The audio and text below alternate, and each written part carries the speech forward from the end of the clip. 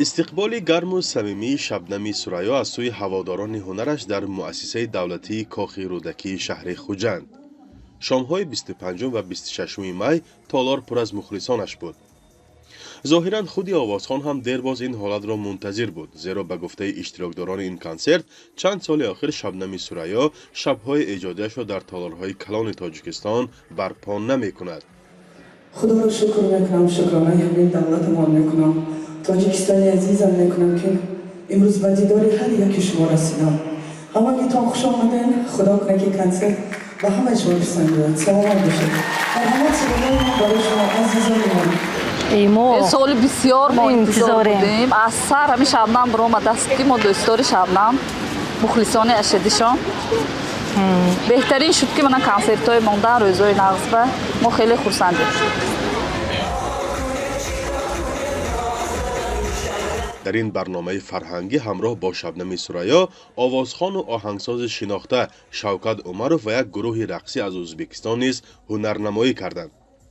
در تالار نه فقط ساکنان شهر و نواحی سوخت بلکه از دیگر مناطق تاجیکستان و بیرون از آن نیز حضور داشتند. نینا خسیان اعلان کنسرت را در اینترنت خوانده همراه دخترش از گرجستان آمده است. او میگوید 10 سال باز با هنر شبنم آشناست.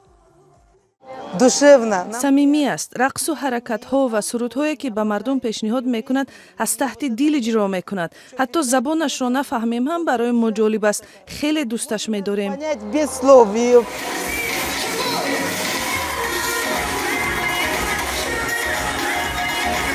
با وجود شهرتش سالهای آخر تنها شبکه‌های اجتماعی و محفل‌های خاصه مکان اساسی ترانه‌های شبنم سریا گردیده است. به مشاهده طرفدارانش دوام تخمیناً 10 سال آخر هنرنمایی او در تلویزیون‌های دولتی و یا کنسرت‌های رسمی که برای هنرمندان تاجیک برابر با اعتبار و شناخت آنها در سطح بلند دولتی میباشد به چشم نمیرسد. برخی از صنعتشناسان از موجودیت به اصطلاح رویخط سیاه هنرمندان اشاره میکنند که از جانب بعضی مقامات تصمیم گیرنده ترتیب داده شده‌اند. ولی مقامات تلویزیون دولتی همیشه بودن چنین رویخط سیاه آوازخوان‌ها را رد کردند. در همین حال مخلصانش میگویند هیچ چیز پیش راه استعداد را گرفتن نمیتواند.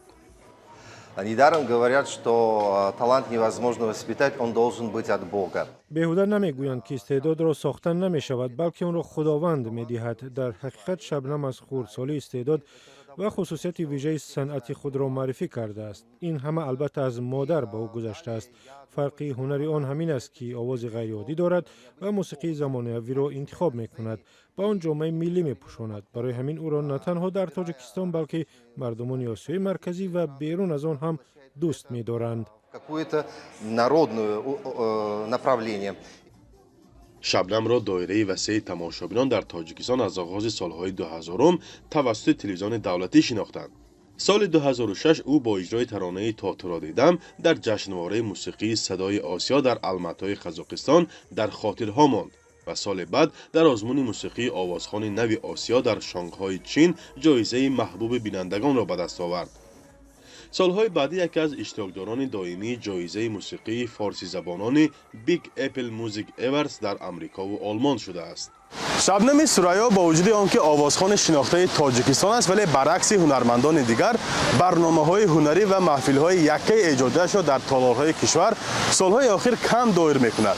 بیشتر مخلصانش نوگانی‌های ایجادی او را از شبکه‌های اجتماعی و یا برنامه‌های کنسرتیش که بیرون از تاجیکستان دایر می‌شود پیگیری می‌کنند. در این باره هواداران هنر بارها پرسان گشتند ولی شرحی را در این بابت پیدا نمی‌کنند.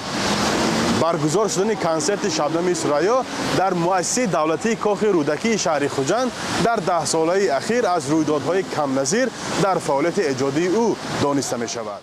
سال 2018 در یک پرسش سالنوی مرکز افکار عمومی The Analytics Group شبنم سریا بیشتر در میان جوانان 18 تا 29 ساله معروفترین آوازخوان دانسته شده است.